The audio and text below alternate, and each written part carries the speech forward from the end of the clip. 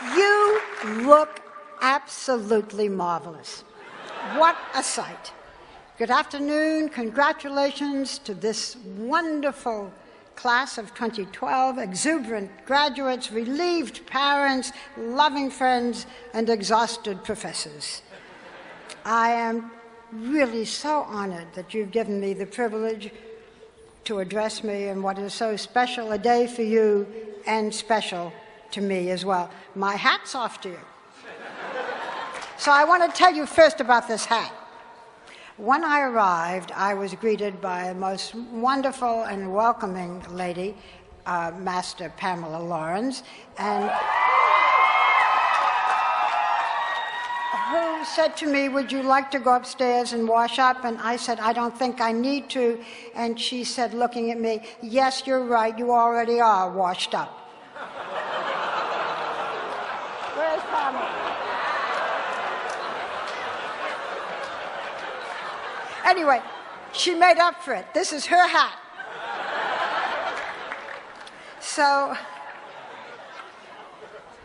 as you heard, a few years ago, I wrote my memoir. It was called Audition, because to me, life has been a continuous audition.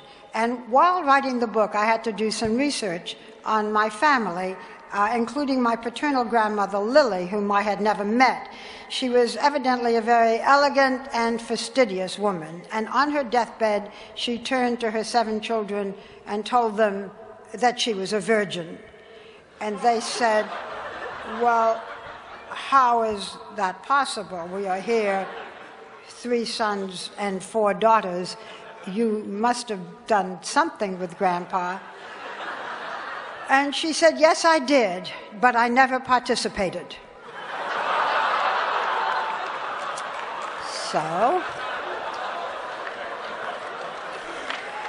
So when I was asked if I would come here today to talk with you, I said to myself, these kids are smarter than I am, these kids are younger than I am, they are better educated, but by God, I am going to participate.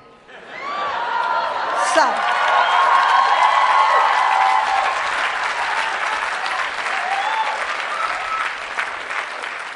you know, it's a daunting task because I'm used to talking every day on television, usually with 4 other women who interrupt me all the time. So today it's a great joy to be able to speak uninterrupted.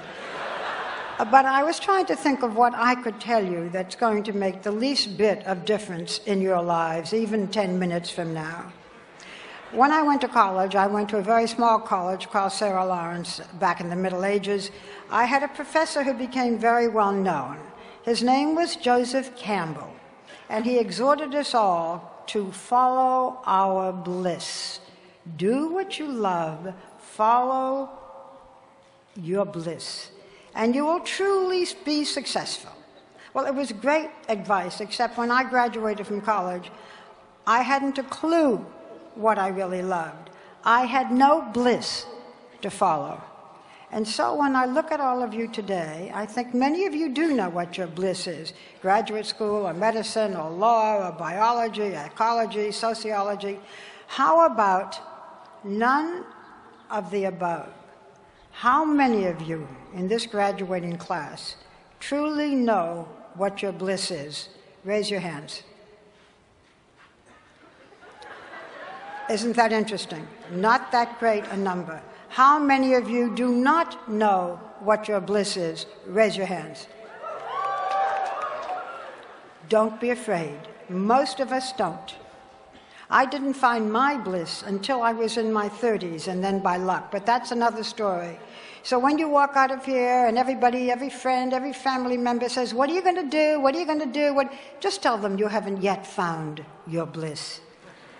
I did finally find my bliss, and I have had a professionally blessed life. As you learned, I've interviewed every U.S. president and first lady since Abraham Lincoln.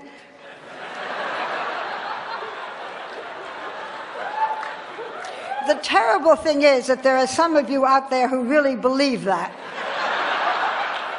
But it's really been since Richard Nixon, and I have interviewed world leaders from Fidel Castro to Vladimir Putin, and this past December, Syria's Bashar Assad.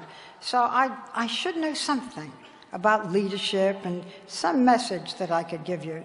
But I decided that what I could offer you most today is the wisdom and the stories of some of the most thoughtful people that I have been fortunate enough to talk with over the years, for I think their words, rather than just mine, may help to answer your own questions and your own quest for bliss. Much of what I will talk to you about has to do with choices, and much of what you will be facing tomorrow and in the years ahead are choices. So let's start at the top with President Barack Obama. As it happens, as you heard, I interviewed him on The View just this past Tuesday. And I asked privately if he had followed his bliss. And he said yes, he became a community organizer. And then I asked what jobs does he think are available during these tough economic times. And he said the best jobs right now are in science and engineering. If that is your bliss, you are fortunate. You will be among the few with a job open for you. But in an earlier interview, I asked the president what, as a young man, he thought he would be doing. And this is what he answered. I had a bunch of different schemes for a while. I thought that I might end up being an architect. I liked the idea of building buildings. I didn't know what happened to that. I still really admire architects, and I love looking at buildings. Then for a while I thought that I might be a basketball player, until I realized that I wasn't good enough to be a professional basketball player. I thought I might be a judge, but then I decided after going to law school that I was probably a little too restless to sit on the bench all day long. The one thing I know I didn't expect was that I was going to be president of the United States. And I said, well, when you've named all the things you couldn't be, the only thing left is to be president, isn't it? And he said, yeah, I guess if you've got to find some use for yourself, this isn't a bad way of doing it. From president to a woman who wanted to be president, one day she still may be, and that is our Secretary of State, Hillary Clinton, one of the most admired women in the world, and her personal story is very much about choices. At one point in her history, she had one of the biggest choices a person could make: a president's fall from grace, a marriage in shambles, a nation embarrassed. This from an interview with Hillary Clinton in 2005. Your life has been about taking chances and making choices, Mrs. Clinton. What was the biggest choice that you had to make? She said, staying married to my husband. I'm often asked why Bill and I have stayed together. All I know is that nobody understands me better. No one can make me laugh the way Bill does.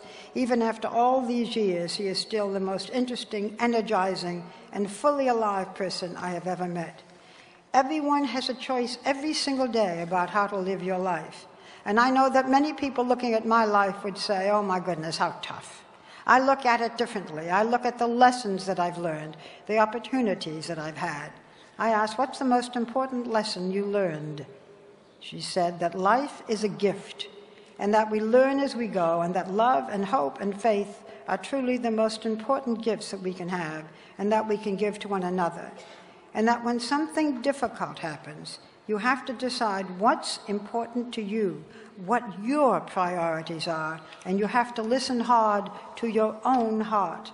There are always going to be people who have different ideas about decisions and choices that you should make, but ultimately we are born alone, we die alone, and the life we make, the journey we take, is really up to us.